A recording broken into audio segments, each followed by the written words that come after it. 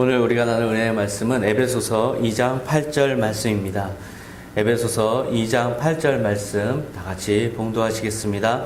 너희는 그 은혜에 의하여 믿음으로 말미암아 구원을 받았으니 이것은 너희에게서 난 것이 아니요 하나님의 선물이라. 아멘. 오늘 말씀의 제목은 꼭 필요한 선물이라는 제목으로 은혜를 나누고자 합니다. 오늘 본문에 보니까 우리가 구원을 받은 것은 우리에게서 난 것이 아니다. 즉 우리의 행위로 인한 것이 아니라 하나님의 선물이다. 하나님이 우리에게 값없이 주신 은혜의 선물이라고 그렇게 말씀하고 있어요. 다른 많은 종교들은 자기의 노력을 통해서 자기가 어떤 선행을 하면 그것이 자기를 구원하고 자기의 영혼을 어떤 위대한 자기만의 그런 지혜의 어떤 세계로 이끌어간다. 또는 뭔가 윤회한다. 이런 식으로 자기의 행위를 강조하는 그런 종교들이 많아요. 하지만 그것은 참 모순이라고 할 수 있어요. 우리가 생각해 보세요. 우리 자신이 죄 많은 인간인데, 죄를 항상 짓는 인간인데, 그러한 인간이 선행을 한들 어떻게 자신을 구원할 수 있겠어요? 그것은 모순적인 그런 교리라고 할 수 있어요. 오늘 우리가 믿는 하나님은 우리가 죄인임에도 불구하고 예수 그리스도를 우리에게 값없는 선물로 주셔서 그 분을 믿는 자에게 값없는 또한 죄사함의 은혜, 그리고 영생의 은혜, 그리고 하나님의 나라에 갈 수 있는 그러한 은혜의 선물을 우리에게 주셨다는 이 말씀은 참 큰 기쁨의 말씀이고 우리에게 축복된 말씀이에요. 이렇게 은혜의 선물을 받은 우리는 그렇게 날마다 기쁘고 감사하는 마음으로 살아야 되는데, 사실 우리가 은혜로 받은 것은 잘 고마워하지 못하는 그런 경향이 있어요. 뭔가 이렇게 자기가 딱 필요한 선물을 받았을 때는 기쁘고 감사하고 감격하고 그것을 아주 잘 사용하는데, 그 간절함이 없이 기대치 않았던 선물을 받으면 그것에 대해서 잘 소중하게 생각하기보다는 그거를 좀 무시하거나 좀 등한시하거나 아니면 한쪽에 치워두고 그런 경향이 있어요. 하나님의 은혜의 선물도, 우리에게 값없이 준 은혜의 선물도 자칫하면 우리가 그런 은혜의 그 참 기쁨을 누리지 못한 채 망각할 수 있다는 것을 오늘 제가 지적하고 싶어요. 저는 지난 10년 전에 논술학원에서 처음으로 논술 강의를 시작했을 때 그 첫 해에 보낸 아이들을 잊을 수가 없어요. 그 첫 해에 보낸 아이들이 얼마나 열심히 했는지 제가 그때 그 논술 강의에 자신감을 얻었는데요. 그때 그 한 학생이 자기가 열심히 이제 제가 가르쳐 주는 대로 글을 써서 좋은 대학에 합격을 했어요. 그러면서 자기가 그렇게 잘 배워서 합격했다는 그 고마움을 저에게 표현한 게, 자기가 쓰던 그 샤프 있어요. 샤프. 독일제 파버 카스텔 샤프를 저에게 선물로 줬어요. 제가 이걸로 열심히 글을 썼는데요. 제가 이걸로 합격했어요. 그래서 너무 선생님이 감사해서 제 귀하게 여기는 샤프지만 선생님께 드립니다. 그래서 저 선물을 제가 받았는데 참 고맙더라고요. 근데 문제는 이제 제가 이 샤프를 안 쓴다는 거예요. 저는 주로 그 플러스 펜을 쓰기 때문에 샤프를 쓰지 않아요. 그래서 이 샤프를 집에 가져와서 필기구함에 넣어놓고 한동안 잊고 지냈어요. 그러다가 2년 만에 한번 이사할 때 잠시 그걸 또 만나게 되면 이런 학생이 있었지 이렇게 기억하고 그냥 넘어가던 그런 10년이 흘렀어요. 근데 우리 딸 시온이가 아기였을 때 그 선물을 받았는데 이제 5학년이 돼서 샤프가 필기구가 마땅한 게 없다는 거예요. 그래서 제가 그때 이 샤프를 생각해냈어요. 그래서 얼른 가서 찾아가지고 이 샤프를 줬더니 너무 기뻐하는 거예요.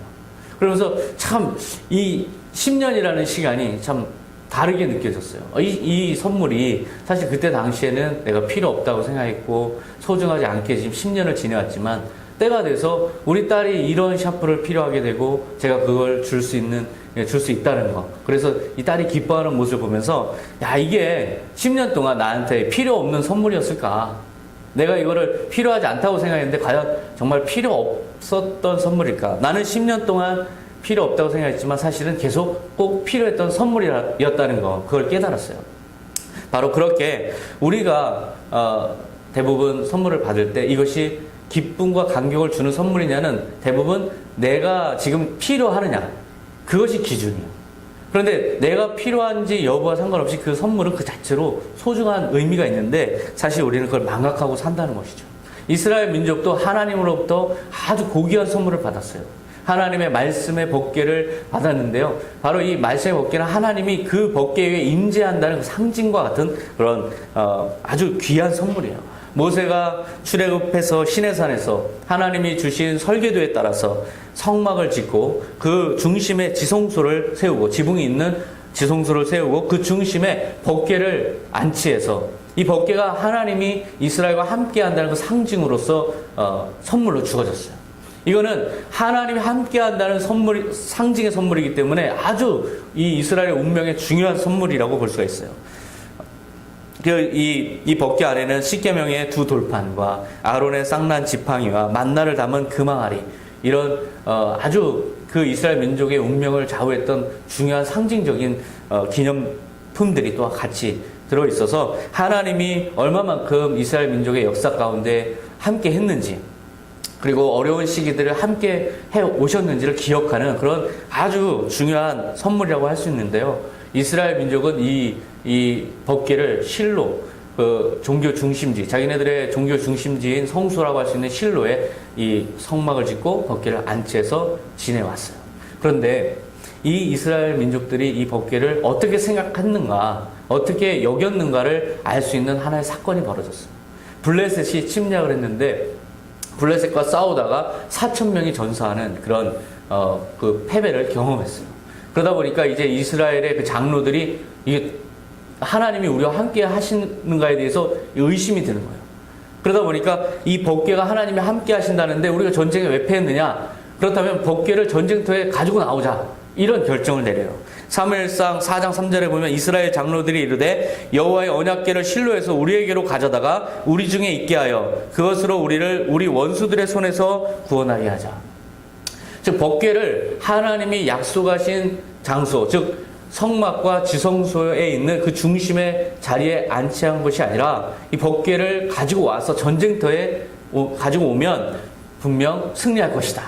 그런데 오늘 이 장로들의 말을 한번 보세요. 그것으로 우리를 구원하게 하자. 즉 법궤를 하나님의 임재하는 아주 하나님의 살아계신 경외로운 그런 귀한 선물로 여기지 아니하고, 그것을 마치 무슨 영험한 신비로운 힘을 가진 그 자체가 하나의 우상화된 그런 발언을 하고 있어요. 즉 이 법궤를 그 자체로 목적으로 두지 않고 그것을 수단화하고 있는 모습을 볼 수가 있어요.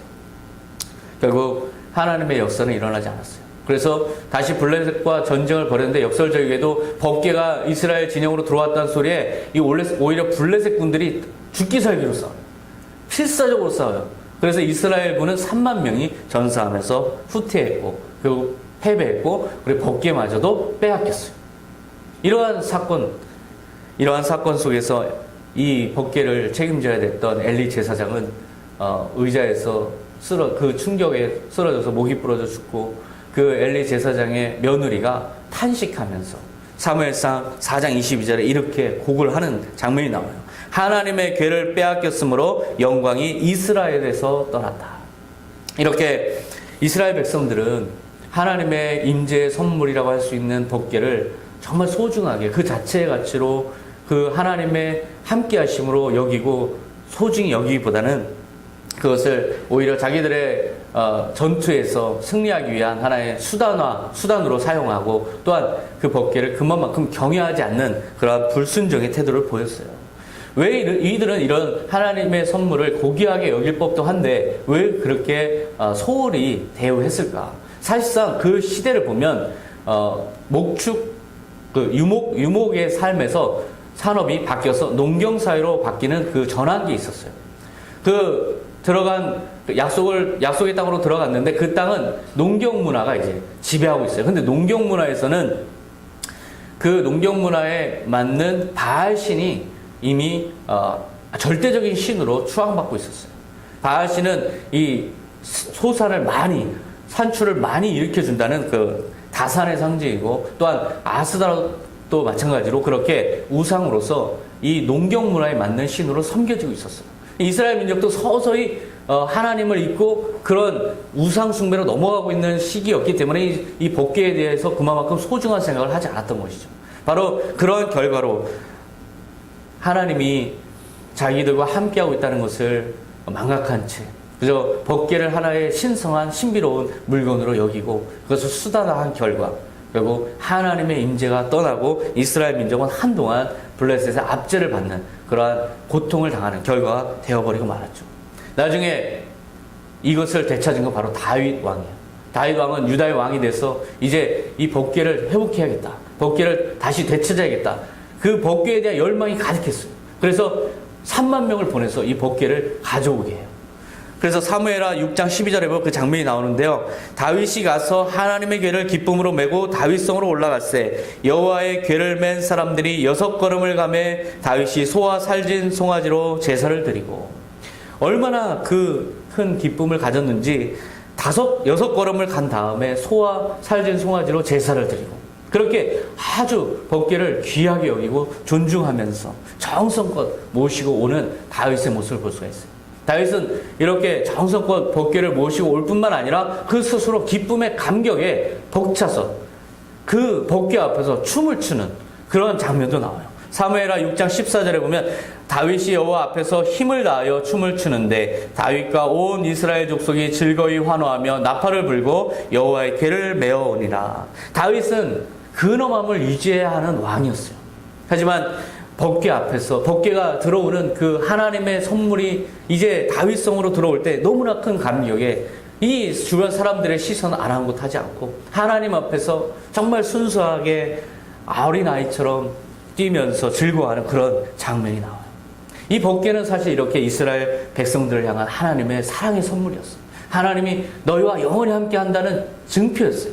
하지만 이스라엘 민족은 다른 다윗을 제외한 이스라엘 민족은 이것을 마치 필요 없어 하는 사람들처럼 소홀히 여겼어요. 반면에 다윗은 항상 법궤를 간절히 필요하다고 생각한 사람처럼 그렇게 소중하게 여기고 법궤 앞에서 춤을 추면서 하나님께 영광을 돌리고 그것을 아주 정성껏 모셔드리는 그런 모습을 오늘 성경이 보여주고 있어요. 하나님은 이러한 다윗에게 왕조를 허락하시고 제국으로 성장하게 하시고 그 아들 솔로몬까지 축복을 주셔서 그 고대 근동 지방에서 아주 위대한 제국의 영광을 누리게 했어요.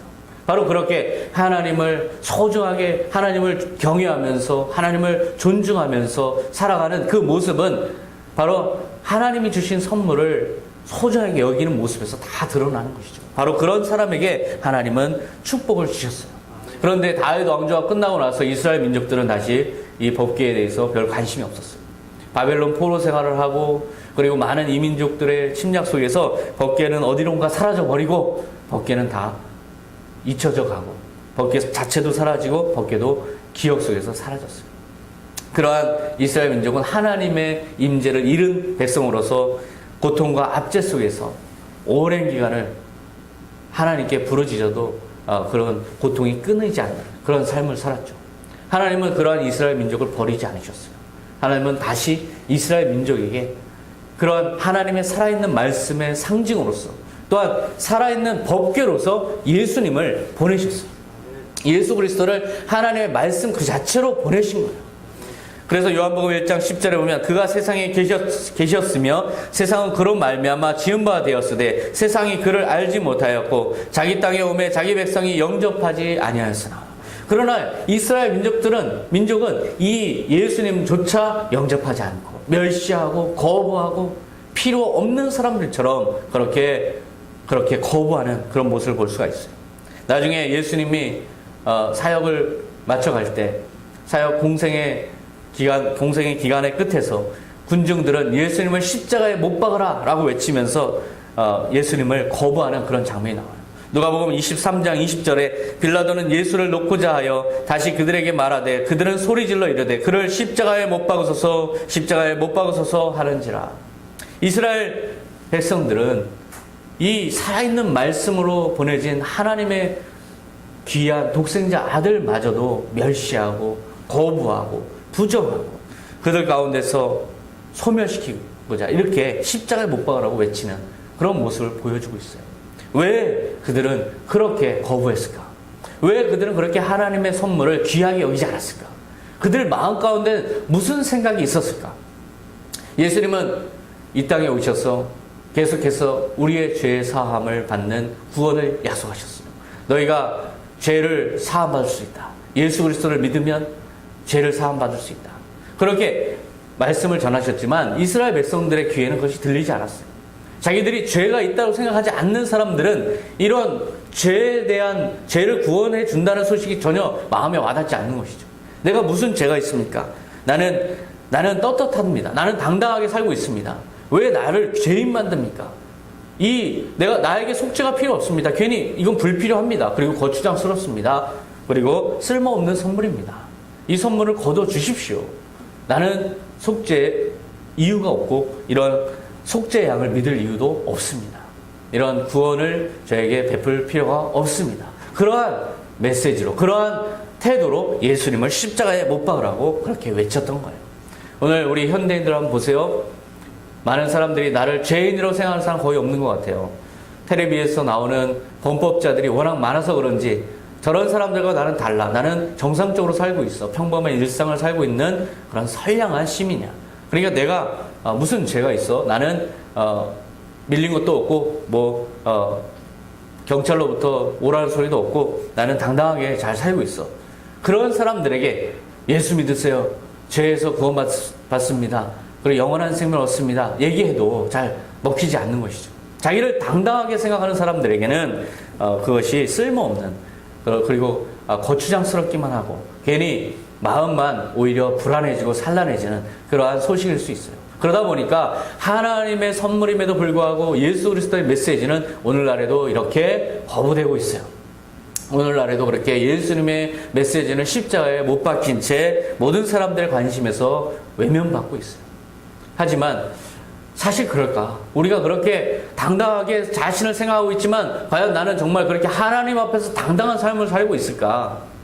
제가 얼마 전에 제 차를 팔았어요. 그리고 새 차를 살기 위해서 하니발을 사기 위해서 제 차를 팔았는데요. 저는 할부도 잘 내고 그동안 밀렸던 거 뭐 다 잘 냈고 그 다음에 뭐 딱지가 날라와도 그때 내고 했는데 그래서 저는 이제 이 판 거에 대해서 당당했어요. 근데 그 중고상 그 직원분이 저에게 문자 메시지 하나 보냈어요. 그게 뭐냐면 이 차에 압류가 잡혀 있는 것들을 목록을 저에게 보내준 거예요. 근데 4건이나 있는 거예요. 그래서 까맣게 잊고 있던 거 있죠. 까맣게 잊고 있던 4건이 달려 있는 거예요. 그래서 그거를 해결하려고 이 더운 날에 제가 쫓아다니면서 생각한 게, 야, 내가 그동안 그렇게 당당하게 살아왔는데 과연 내가 정말 당당한 인생이었는가? 허물이 덕지덕지 붙었는데도 불구하고 내 눈에 지금 당장 안 보인다고 내가 너무 그렇게 하나님 앞에서 또 당당한 삶을 살고 있는 건 아닐까? 하나님이 이런 식으로 나를 CCTV로 다 모니터하고 계실 텐데 나는 하나님 앞에서 정말 부끄럽지 않은가? 그런 생각을 하게 됐어요. 우리 자신도 마찬가지죠. 우리 여러분들도 마찬가지예요. 하나님이 우리를 낱낱이 보고 계신 이 삶을 한번 생각해 보세요. 하나님은 우리의 모든 생각과 우리의 모든 은밀한 곳에 행한 모든 것들을 다 알고 계신 분이에요. 그분이 우리를 바라보실 때 과연 우리가 그 앞에서 하나님 전 당당합니다. 주님 선물, 예수 그리스도를 통해서 죄상을 받는 선물 저에게 필요 없습니다. 저는 그만큼 깨끗합니다. 라고 말할 수 있을까? 사실상 우리가 필요를 느끼진 않고 있지만 예수 그리스도는 우리의 죄를 용서해 주시고 그 보혈로 우리의 죄를 씻기시는 이 분은 사실상 우리에게 꼭 필요한 선물이 아닐까 그런 생각을 하게 됐어요. 십자가에서 못 박으라 외치는 이스라엘 민족은 그 사실을 망각한 것이죠. 자기가 그런 죄가 많은 인간이라는 것을 스스로 인정하지 않는 그런 태도. 또한 그 사람들은 예수 믿으면 영생 얻습니다. 하나님의 나라가 있습니다. 천국에 들어갈 수 있습니다. 하는 메시지가 아마 현실감 있게 느껴지지 않았을 거예요.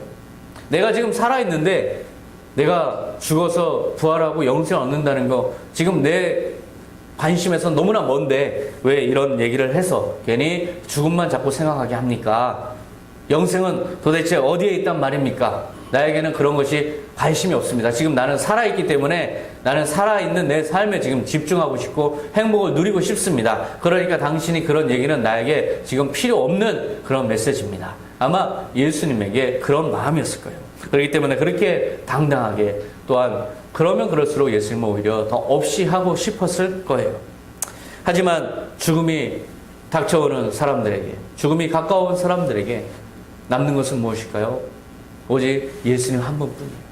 예수님만이 결국 남는 거예요. 우리 인생의 끝에, 인생길을 지금 살아가는 이 분주한 삶이 점점 하나씩 내 삶에서 떨어져 나가고, 그런 일상의 모든 거추장스러운 것들이 하나씩 우리에게서 정리가 되고, 결국 남는 것은 예수님 한 분에게로 수렴돼 가는 게 바로 우리 인생이에요.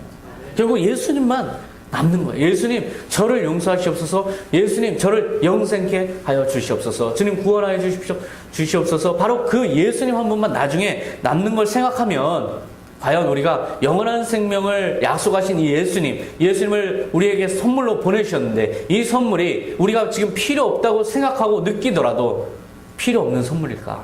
오히려 항상 우리가 필요하다고 느껴야 되는 소중한 선물이 아닐까?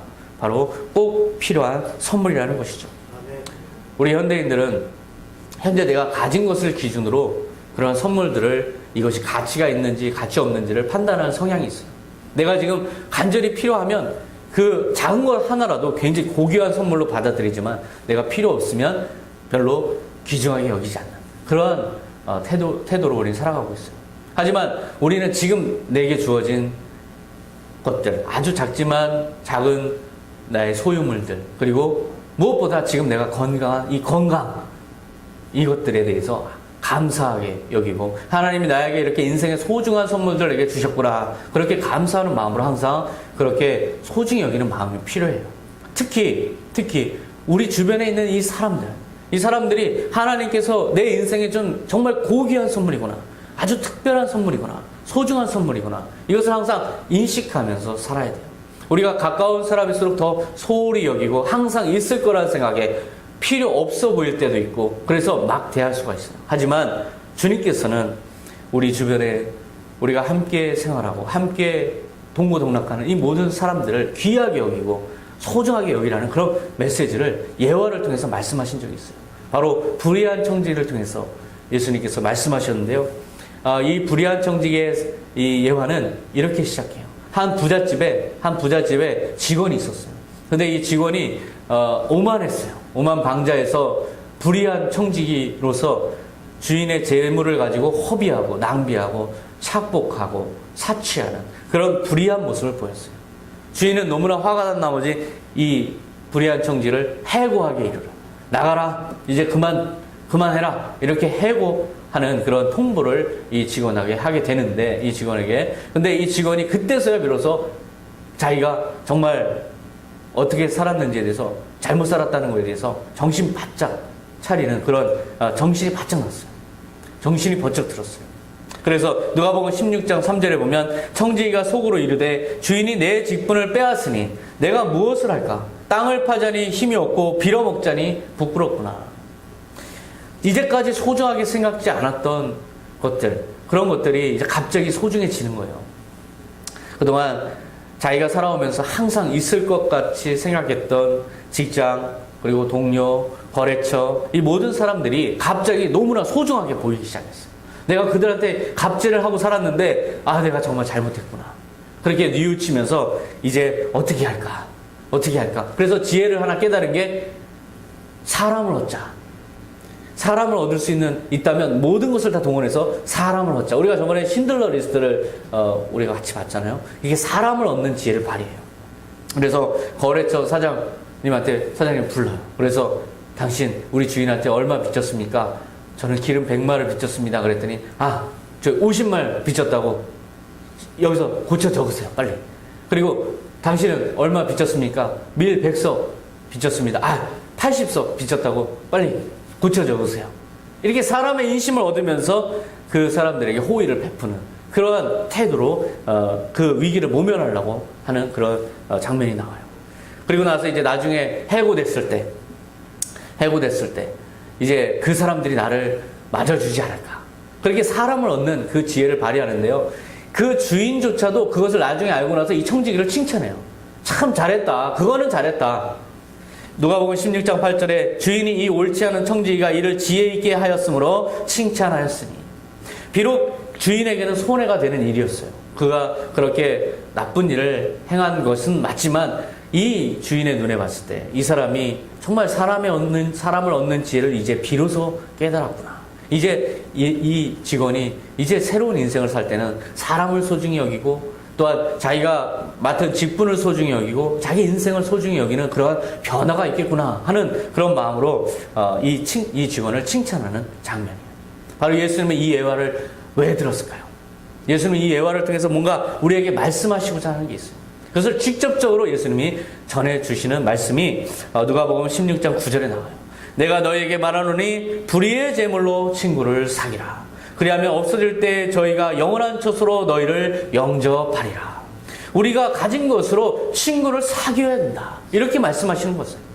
우리가 가진 재물, 이것은 이 땅을 살아가면서 우리가 아무리 욕심을 부려도 결국은 사라질 재물이기 때문에 이것은 우리에게 끝내 우리가 차지할 수 없는 재물이에요.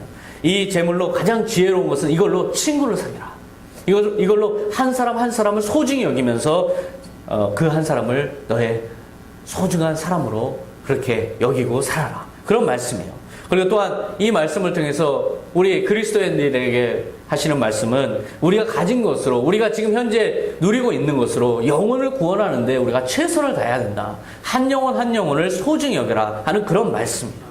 바로 그렇게 주님께서는 우리가 가진 것들을 지금 현재 가지고 있는 재산, 건강, 그리고 사람들을 소중히 여기는 그러한 태도로 살아가기를 그렇게 원하시는 거예요.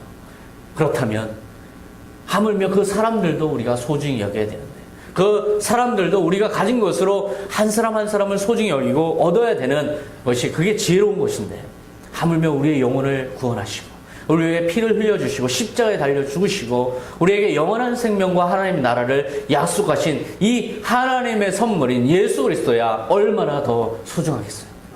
우리가 예수 그리스도를 지금 소중하지 않다고 생각하는 것은 우리의 잘못된 태도 때문에 그래요. 지금 당장 우리가 필요가 없으니까, 당장 영원한 생명은 나에게 현실에서 별 관심이 없는 상황이니까 우리는 점점 그것에 대해서 필요 없다고 생각하고 이스라엘 민족처럼 그렇게 등한시하고 무시하는 그런 삶을 살고 있지는 않은지. 그러나 그것은 우리가 늘 있다고, 우리가 늘 삶이 있고 앞으로도 우리는 살 거라는 그런 착각을 하기 때문에 잘못 생각하는, 못 느끼는 소중함이라는 것이죠. 그러나 우리가 삶이 끝을 향해 갈수록 진정 소중한 선물은 무엇일까요? 바로 하나님께서 우리에게 주신 이 영원한 선물, 예수 그리스도 한 분만은 우리에게 끝끝내 꼭 필요한 선물이라는 것입니다. 삶이 끝을 향해 갈수록 진정 소중한 존재, 그것은 오직 우리에게 남는 평생의 친구는 단 한 분, 예수 그리스도 한 분뿐이에요. 그것이 우리에게 주어진 영원한 행복한 소중한 선물이라는 것을 기억하시기 바랍니다. 로마서 5장 17절에 한 사람의 범죄로 말미암아 사망이 그 한 사람을 통하여 왕노릇하였은즉 더욱 은혜와 의의 선물을 넘치게 받는 자들은 한 분 예수 그리스도를 통하여 생명 안에서 왕노릇하리로다. 우리의 죄와 허물로 우리가 죽을 수밖에 없는 우리에게 주어진 최고의 선물, 바로 예수 그리스도, 그분을 우리가 소중히 여기고 살아갈 때, 그것이 바로 하나님께서 주신 선물을 진정으로 소중하게 여긴 다윗처럼 우리가 살아가는 그런 삶의 태도일 거예요. 사람들은 하나 둘씩 우리의 곁을 나중에는 떠나가게 돼 있어요. 하지만 모든 사람들이 다 떠나가도 결국에 마지막으로 남아서 우리에게 영생을 선물로 주시고 우리를 안아주시고 영원한 나라로 영접해 주실 예수 그리스도 그 한 분, 그분을 우리의 바쁜 일상 속에서 못 느낀다 하더라도 그분은 우리에게 꼭 필요한 선물 아닙니까? 다 같이 기도하시겠습니다. 하나님 아버지, 감사합니다. 주님께서 우리에게 꼭 필요한 선물로 예수 그리스도를 주셨습니다. 그러나 우리는 너무나 바쁜 일상 가운데 주님, 내 욕망을 따라 살다 보니 주님, 예수님을 주님 어딘가에 모셔둔 채 주님 함께 동행하지 못하고 지금 소중히 여기지 못하는 그러한 삶으로 살았습니다. 주님, 이 시간 회개합니다. 주님, 언젠가는 주님께서 우리를 하나님의 나라로 정말로 우리의 존재 자체를 영접해 주실 텐데 주님, 그 한 분을 망각한 채 일생에 매어 종노릇하던 우리의 잘못이 있다면 이 시간 용서하여 주시옵소서. 주님, 평생의 최고의 선물이라 하면 많은 사람들도 있지만 무엇보다 예수 그리스도 한 분뿐입니다. 주님, 예수님을 더욱더 사랑합니다. 주님, 예수님을 더욱더 소중히 여기며 경외합니다. 주님, 나의 귀한 선물이신 예수님을 이 시간 느끼고 감사하며 한 주를 사랑하는 우리 선한 청직이 다 되게 하여 주시옵소서. 감사드리며 예수님의 이름으로 기도합나이다. 아멘.